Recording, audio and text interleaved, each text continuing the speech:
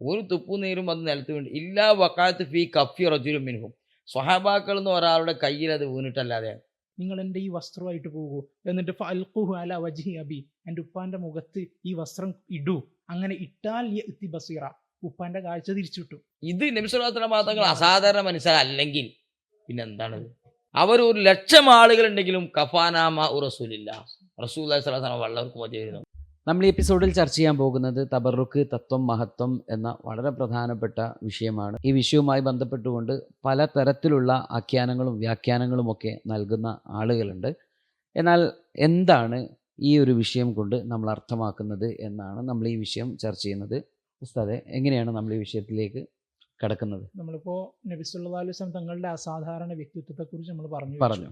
സ്വാഭാവികമായിട്ടും അസാധാരണ വ്യക്തിത്വമുള്ള ആളുകളോട് എങ്ങനെയാണ് അനുയായികൾ സമീപിച്ചിരുന്നത്, നബി സല്ലല്ലാഹു അലൈഹി വസല്ലം തങ്ങളെ അനുയായികൾ എങ്ങനെയാണ് നബിതങ്ങളുമായി ബന്ധപ്പെട്ടപ്പോൾ, ഒരു വ്യക്തി അസാധാരണ വ്യക്തിത്വമാകുമ്പോൾ ആ വ്യക്തിയുമായി ബന്ധപ്പെട്ട കാര്യങ്ങളിലും അസാധാരണത്വം ഉണ്ടാവും.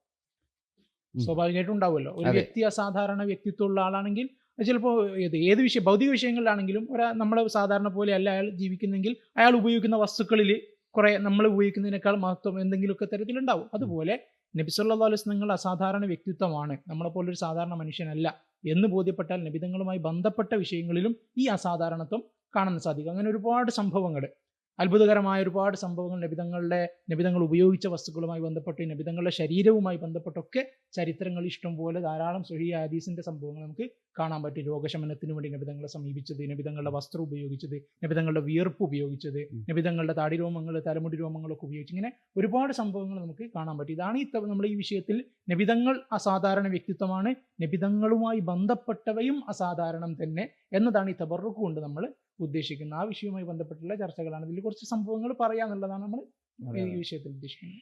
ആളുകൾക്ക് നബി സല്ലല്ലാഹു അലൈഹി വസല്ലം അസാധാരണ മനുഷ്യനാണ് എന്ന് നമ്മൾ പറഞ്ഞല്ലോ. ആ സാധാരണ മനുഷ്യനാണ് എന്ന് നമ്മൾ ആയത്തുകൾ കൊണ്ട് കഴിഞ്ഞ എപ്പിസോഡിൽ നമ്മൾ പറഞ്ഞു. അത് സ്വഹാബാക്കൾ അതിനെ എങ്ങനെ മനസ്സിലാക്കി എന്നുള്ളതും അവർ ഈ വിഷയത്തിൽ സമീപനത്തെ പ്രവർത്തനങ്ങൾ നമുക്ക് മനസ്സിലാക്കി എടുക്കാറ്. ഇപ്പോൾ ഉദാഹരണത്തിന് വളരെ സ്വഹിയായ ബുഖാരിയൊക്കെ റിപ്പോർട്ട് ചെയ്ത ഹദീസിൽ കാണാം, നബി സല്ലല്ലാഹു അലൈഹി വസല്ലം തങ്ങൾ പിന്നെ തുപ്പുന്ന തുപ്പുനീര് അത് ഒന്നുപോലും നിലത്ത് വീണിട്ടില്ല.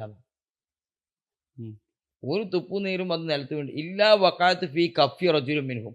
സ്വഹാബാക്കളിൽ നിന്ന് ഒരാളുടെ കയ്യിൽ അത് വീണിട്ടല്ലാതെ. ഏതോ ഒരു സമയത്തിന് പെങ്ങൾ തുപ്പിയപ്പോൾ ഏതോ ഒരു സാഹബി കൈ കാട്ടി സ്വീകരിച്ചു എന്നല്ല. ഇവിടെ പറയണത് റസൂലുള്ളാഹി തുപ്പിയ ഒരു തുപ്പുനീരും നിലത്ത് വീണിട്ടില്ല. ഇല്ലാ വക്കാത്ത് ഫീ കഫി റജുലും മിൻഹും. ഒരു സ്വഹാബിൻ്റെ കയ്യിൽ വീണിട്ടല്ലാതെ. നബി തങ്ങൾ മൂക്കിൽ നിന്ന് പിടിച്ചതോ എവിടെ നിന്ന് പിടിച്ചാണെങ്കിലും ഒന്നും നിലത്ത് വീണിട്ടില്ല. ഇല്ലാ വക്കാത്ത് ഫീ കഫി റജുലും. അപ്പോൾ വല്ലാത്തൊരു സംഭവമാണല്ലോ അത്. അപ്പോൾ ഇതിനു വേണ്ടി ഇങ്ങനെ ഒരു അർത്ഥത്തിൽ പറഞ്ഞാൽ ഇവർ ഇതിനു വേണ്ടി ഇങ്ങനെ കാത്തു നിൽക്കുന്ന പോലെ. കാരണം ഒരു മനുഷ്യനെ എപ്പോഴാണ് തുപ്പുക, എപ്പോഴാണ് കഫൻ തുപ്പുക എന്നൊന്നും അറിയില്ലല്ലോ. അപ്പോൾ ഇവരിങ്ങനെ കൂടെ നബിതങ്ങൾ എപ്പോഴും സ്വഹാബാക്കളുണ്ട്, അതൊന്നും നിലത്ത് വീണിട്ടില്ല. ഇല്ലാ വക്കാത്ത് ഫീ കഫി റജുലും മിൻഹും. ഒരു സ്വഹാബിൻ്റെ കയ്യിൽ വീണിട്ടല്ല. ഇനി കയ്യിൽ ഇത് എടുത്തിട്ട് ഇത് കൊണ്ടുപോയിട്ട് കഴുകിക്കളി. നമ്മൾ ചിലപ്പോൾ അങ്ങനെ ഉണ്ടല്ലോ, ഉമ്മാക്ക് വാപ്പാക്കൊക്കെ സുഖമില്ലാതായി കഴിഞ്ഞാൽ എണീക്കാൻ പറ്റാൻ ചിലപ്പോൾ നമ്മൾ കപ്പൊക്കെ ചിലപ്പോൾ കൈയാട്ടി സ്വീകരിക്കും ഉമ്മാരുടെ സ്നേഹത്തിൻ്റെ ഭാഗം. എന്നിട്ട് അത് കൊണ്ട് നമ്മൾ കഴുകിക്കളി, നമ്മൾ കൈയൊക്കെ നല്ല സോപ്പിട്ട് റെഡിയാക്കും. ഇതല്ല. എന്നിട്ട് പിന്നെ അവരെന്താ ചെയ്യുന്നത്? അവരതുകൊണ്ട് മുഖത്തും ശരീരത്തിലും പറ്റുന്നു. ഇങ്ങനെ ഒരു നേതാവിനെ, ഇത് നിഷേധിക്കാൻ പറ്റാത്ത ഏറ്റവും സ്വഹീഹായ ബുഖാരിയിലും മറ്റും കൊടുത്ത ഹദീസാണ്. ലോക ചരിത്രത്തിൽ വേറെ കാണാൻ പറ്റും. ഏത് പ്രസ്ഥാനാണെങ്കിലും ഏതാണെങ്കിലും അയാൾ തുപ്പുന്ന തുപ്പുനീര് പിന്നെ നഹാമത്തൻ എന്നൊക്കെ പറയണ്ടേ, കഫം പിടിച്ചിട്ട് ഒന്നും നിലത്ത് വീണിട്ടില്ല. ഒക്കെ സഹാബക്കൾ ഇടിക്കുക, മുഖത്ത് പറ്റുക, ശരീരത്തിൽ പറ്റുക. ഇത് നബി സല്ലല്ലാഹു അലൈഹി വസല്ലം തങ്ങൾ അസാധാരണ മനുഷ്യരല്ലെങ്കിൽ പിന്നെ എന്താണത്? പിന്നെ പറയുന്നു നബി സല്ലല്ലാഹു അലൈഹി വസല്ലം തങ്ങൾ ഉളു എടുക്കുന്ന വെള്ളം, ഈ വെള്ളത്തിന് വേണ്ടിയിട്ട് ഇവരിങ്ങനെ തിക്കും തിരക്കും കൂടാണ്. വെള്ളം കിട്ടാൻ വേണ്ടി കാതു യക്കത്തത്തിലൂനാല വധൂഹീന ഹദീസിന്റെ ഭാഗം. അവർ ഉളു എടുക്കുന്ന വെള്ളത്തിന് വേണ്ടി യുദ്ധത്തിന്റെ വക്കിലെത്തിയെന്ന്. നമ്മളെ നാട്ടിൽ ഇപ്പോൾ എന്തെങ്കിലും ഫ്രീ ആയിട്ട് വല്ല കൊടുക്കണത് ഇത് ഓഫർ എന്തുകൊണ്ട് അതിപ്പോ കഴിഞ്ഞു പോകുന്നല്ലേ വേചാറില്ലേ.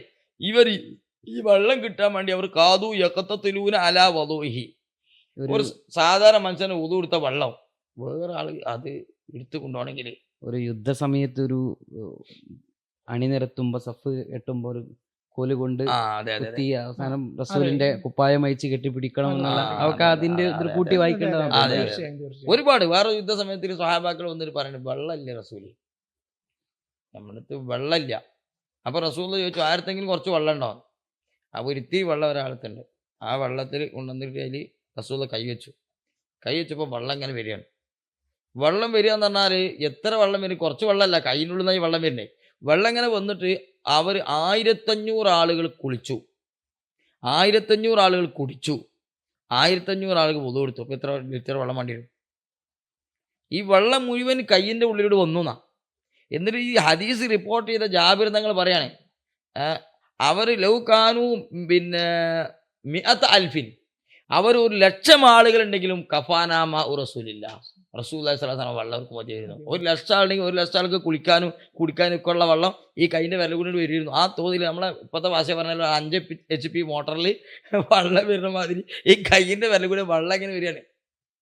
ഇതൊരു സാധാരണ മനുഷ്യൻ നടക്കുമോ? അപ്പോൾ ഇത് വർക്കത്തിരിക്കാമല്ലോ, ഞാൻ ആ ചർച്ചയിലൂടെ പോയതാണ്. അപ്പോൾ നമ്മൾ പറഞ്ഞുകൊണ്ട് നബി സല്ലല്ലാഹു അലൈഹി വസല്ലം തങ്ങളിൽ ഇത്തരം ഒരുപാട് സംഭവങ്ങൾ കാണാം. അപ്പോൾ അതിൻ്റെ ഭാഗമായി സ്വഹാബാക്കൾ അവിടുത്തെ ഉമിനീര്, അവിടുത്തെ വിയർപ്പ്. ഉമ്മു സുലൈം ബിബി റളിയല്ലാഹു അൻഹയുടെ വീട്ടിൽ റസൂല വന്ന് രാത്രി കൈലൂത്തുറങ്ങും. റസൂല രാത്രിയില്ല പകല് കൈലൂത്തുറങ്ങും. അപ്പോൾ ഉറങ്ങുന്ന സമയത്തിൽ ഉമ്മു സുലൈം ബിബി റസൂലിൻ്റെ വിയർപ്പ് നല്ല എടുത്തിട്ട് കുപ്പിയിലാക്കി വയ്ക്കുക. വിയർപ്പ് കുപ്പിയിലാക്കി വയ്ക്കുക, അതാ 36 പണി. ഇത് മുസ്ലിം റിപ്പോർട്ട് ചെയ്ത സഹീഹ് ഹദീസാണ്. അത് കുപ്പിയിലാക്കി വെച്ചു. ഒരിക്കൽ റസൂൽ ഉണന്നപ്പോൾ ഉമ്മു സുലൈം ബിബി വിയർപ്പെടുക്കുകയാണ്. അപ്പോൾ റസൂൽ ചോദിച്ചു, അല്ല എന്താ ഉമ്മു സുലൈം ബിബി ചോദിച്ചു? അപ്പോൾ പറഞ്ഞു, ഇത് ഞാൻ നിങ്ങളെ വിയർപ്പെടുക്കുകയാണ്. എന്താണെന്ന് വെച്ചു, ഇത് ഞങ്ങൾക്ക് ബർക്കത്തെടുക്കാനാണ്, സുഗന്ധദ്രവ്യമായിട്ട് ഉപയോഗിക്കാനാണ്. നമ്മളെ വിയർപ്പ് എന്തിനാ ഉപയോഗിക്കുക? സുഗന്ധദ്രവ്യം. സാധാരണ മനുഷ്യന്റെ വിയർപ്പ് നമുക്ക് നമ്മളെ വിയർപ്പ് പറ്റൂല.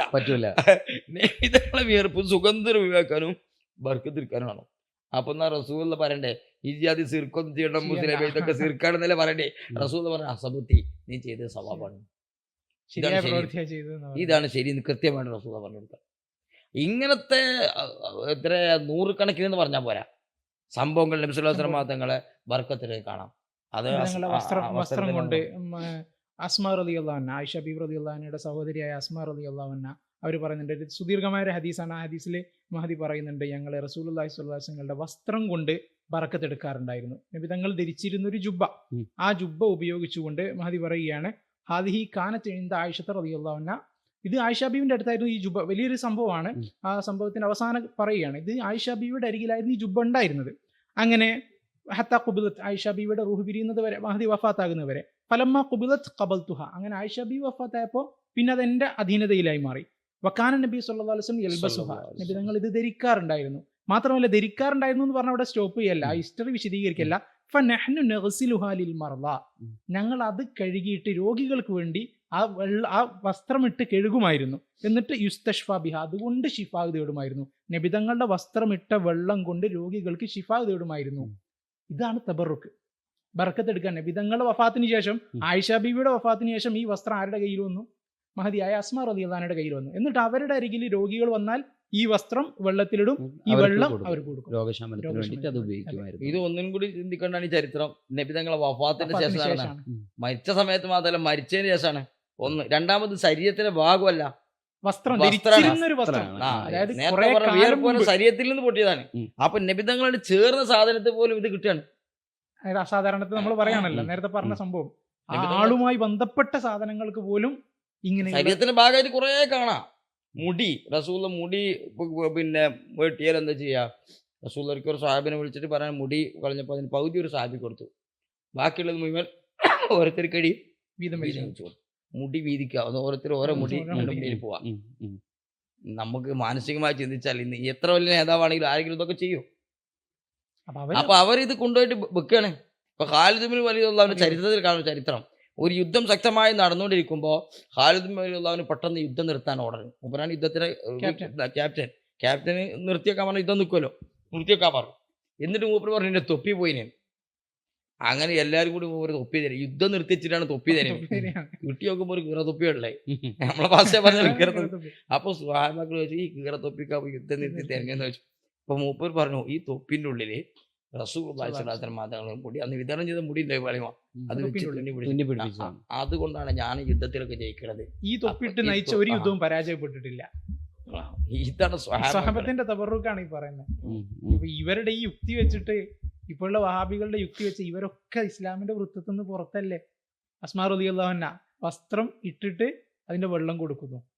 അപ്പൊ ഇങ്ങനെ തബറുക്ക് എടുക്കുക എന്നുള്ള സ്വഹാബത്ത് നമുക്ക് കാണിച്ചു തന്ന മാതൃകയാണ്. ഏത് സ്വഹാബത്ത്? അസ്ഹാബിക നുജൂം എന്ന് നബിതങ്ങൾ പറഞ്ഞ, നമ്മളോട് പിൻപറ്റാൻ പറഞ്ഞ സ്വഹാബത്ത് ബറക്കത്തെടുത്ത സംഭവങ്ങളാണ് ഇവിടെ കാണുന്നത്.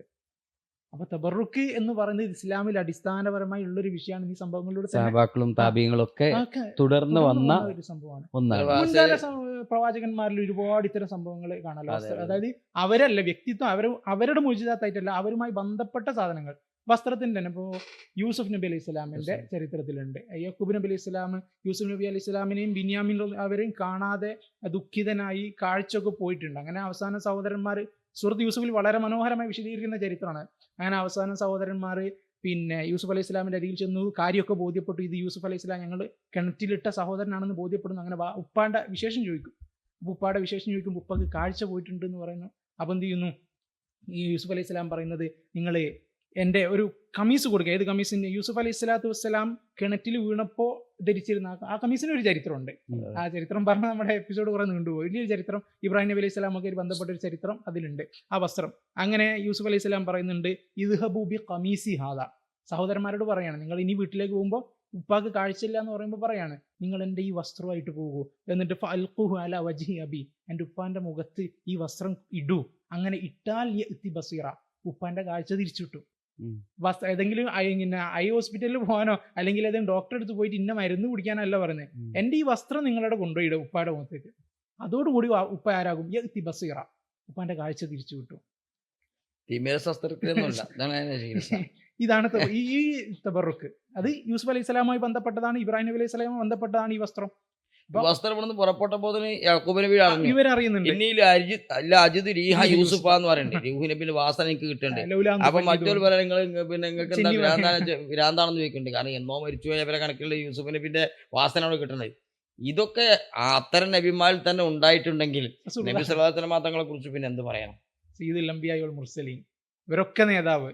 അപ്പൊ യൂസുഫ് അലൈഹി സ്വലാമിൽ പോലും ഇങ്ങനെ ഉണ്ടായിട്ടുണ്ടെങ്കിൽ നബി സല്ലല്ലാഹു അലൈഹി വസല്ലം ഇതിലും വലുതല്ലേ നമ്മൾ പ്രതീക്ഷിക്കണ്ടേ? അപ്പൊ അതില്ലാന്ന് സ്ഥാപിക്കാനാണ് ഈ ഒരു മാസം കഠിനാധ്വാനം ചെയ്തുകൊണ്ടിരിക്കുന്ന വഹാബികൾ എന്നുള്ളതാണ് ഏറ്റവും വലിയൊരു വൈരുദ്ധ്യ വിഷയം. നമ്മൾ ആ പ്രവാചക സ്നേഹം എങ്ങനെ ഊട്ടിയുറപ്പിക്കാൻ പുതിയ കാലഘട്ടത്തിൽ അതിനുള്ള വഴികൾ തേടുകയല്ല, മറിച്ച് അതിനെ കൂടുതൽ നമ്മൾ സമർപ്പിക്കാൻ തയ്യാറായി നിൽക്കുമ്പോൾ സമർപ്പിക്കുന്നവരെ ഇകഴ്ത്താൻ എന്തൊക്കെ പണിയുണ്ടോ അതൊക്കെ ഒരു ഭാഗത്ത് എടുക്കുന്നു എന്നുള്ളതാണ്. ഈ പ്രവാചകന്റെ അനുയായികളാണെന്ന് പറയുന്നു എന്നുള്ളതാണ് ഇതിലൊരു കോൺട്രാഡിക്ഷൻ. ഓക്കെ, നമുക്ക് അടുത്ത വിഷയത്തിലേക്ക് കിടക്കാം.